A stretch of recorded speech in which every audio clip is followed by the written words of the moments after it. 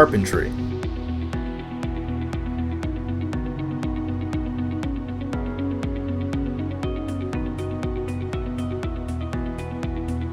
Students explore rough home construction, including doors and windows, suspended ceilings, blueprint reading, drywall, roofing, siding, and framing.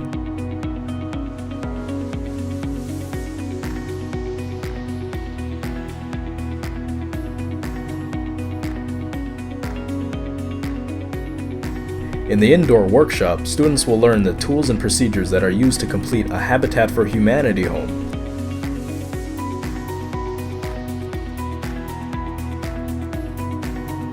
Students in this program will be prepared to pursue careers in construction, building inspection, and project management.